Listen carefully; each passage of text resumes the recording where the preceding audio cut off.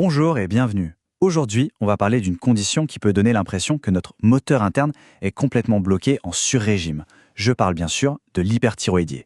Cette sensation, vous savez, où tout semble s'accélérer à l'intérieur sans aucune raison évidente, eh bien c'est un excellent point de départ pour comprendre comment une toute petite glande peut, à elle seule, mettre tout notre corps en état d'alerte maximum. Alors, voilà notre programme. D'abord, on va définir ce qu'est ce fameux moteur qui s'emballe. Ensuite, on verra les signes qui ne trompent pas. Puis, on va chercher à comprendre d'où ça vient. Et pour finir, on explorera les solutions pour tout remettre en ordre. Allez, c'est parti, on entre dans le vif du sujet. L'hyperthyroïdie, concrètement, qu'est-ce que c'est? En fait, c'est assez simple. C'est quand la thyroïde, cette petite glande en forme de papillon qu'on a à la base du cou, se met à produire beaucoup trop d'hormones. Et cet excès, eh bien, ça plonge le corps dans un état qu'on appelle la thyrotoxicose. C'est ce mot un peu barbare qui explique en fait la quasi-totalité des symptômes. Et là, attention, le chiffre est parlant. On voit une différence absolument énorme. L'hyperthyroïdie, c'est une affaire qui concerne très majoritairement les femmes. On parle de 5 à 10 fois plus de cas chez les femmes que chez les hommes. C'est colossal. Bon, maintenant qu'on sait ce que c'est et qui est le plus touché, voyons concrètement comment ce surrégime se manifeste. Quels sont les signaux d'alerte, les symptômes de cette fameuse thyrotoxicose? Imaginez que tout votre métabolisme passe en mode avance rapide. C'est exactement ce qui se passe. Le corps surchauffe, littéralement.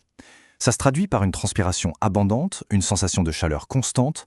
On peut perdre du poids alors même qu'on mange plus, se sentir agité, irritable, nerveux en permanence. Et ce n'est pas tout. Il y a aussi souvent des tremblements, typiquement au niveau des mains, le cœur qui s'emballe, on parle de tachycardie, même quand on est tranquillement assis, le sommeil est perturbé, et même la digestion s'accélère, ce qui peut provoquer des diarrhées.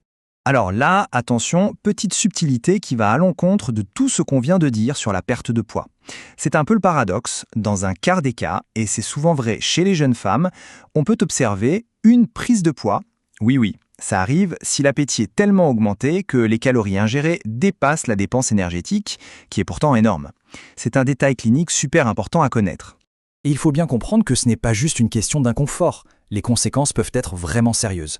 Ce cœur qui bat la chamade en permanence, il peut finir par s'épuiser et développer des complications. La plus connue, c'est la fibrillation atriale. Et pour vous donner une idée de l'importance du lien, l'hyperthyroïdie est la première cause non cardiaque de ce trouble du rythme. Ce n'est pas rien. Ok, on a vu les symptômes. Maintenant, comment fait-on pour être sûr? Comment les médecins mènent-ils l'enquête pour remonter à la source du problème? C'est toute la phase de diagnostic. En réalité, le parcours est assez logique, presque comme une enquête. Étape 1, la suspicion clinique. Tous ces symptômes de surrégime mettent la puce à l'oreille. Étape 2, l'indice clé, une simple prise de sang. On va doser une hormone qui s'appelle la TSH. Si son taux est très bas, voire carrément indétectable, c'est le signal d'alarme. Et enfin, étape 3, la confirmation. On mesure directement les hormones de la thyroïde, les fameuses T4 et T3. Si elles sont élevées, le diagnostic d'hyperthyroïdie est posé, c'est clair et net. Bon, le diagnostic est là. Mais la grande question, c'est pourquoi? Quelle est la cause? Et là, la réponse est souvent la même. Dans près de 75% des cas, la grande responsable, c'est la maladie de Basedow. La maladie de Basedow, c'est une maladie auto-immune. Qu'est-ce que ça veut dire? En gros, le système immunitaire se dérègle et se met à fabriquer des anticorps un peu spéciaux, les TRAK. Et ces anticorps, au lieu de nous défendre, ils vont venir se coller sur la thyroïde et la forcer à tourner à plein régime, 24 heures sur 24. C'est vraiment comme si quelqu'un appuyait sur l'accélérateur de votre voiture et avait bloqué la pédale au plancher. Et il y a un signe qui est très évocateur de cette maladie en particulier. C'est ce qu'on appelle l'orbitopathie. C'est une inflammation derrière les yeux qui peut donner l'impression que les yeux sortent de leurs orbites. Quand on voit ça, le diagnostic de maladie de Basedow est quasiment certain. Ce tableau résume bien les différences. Pour la maladie de Basedow, on a une thyroïde qui gonfle de manière uniforme, ce qu'on appelle un goitre diffus. Les yeux peuvent être atteints et on retrouve les fameux anticorps TRK. Maintenant, si on a un adénome toxique, c'est juste une seule boule, un nodule, qui s'est mis à fonctionner tout seul. Et dans le goitre multinodulaire, c'est plusieurs nodules. Mais, point important, dans ces deux derniers cas, pas de problème aux yeux et pas d'anticorps TRK. Ça aide vraiment à faire le tri. Il y a un autre cas de figure, plus rare, l'hyperthyroïdie causée par l'iode. Et là, il y a deux types bien distincts. Le type 1, c'est un peu comme mettre de l'essence super puissante dans un moteur déjà un peu fragile. L'excès d'iode va surstimuler une thyroïde qui avait déjà un petit problème. Le type 2, c'est différent. Là, l'iode agit comme un toxique. Il abîme les cellules de la thyroïde qui, en se cassant, libèrent d'un coup toutes les hormones qu'elles avaient en stock. C'est une vraie fuite.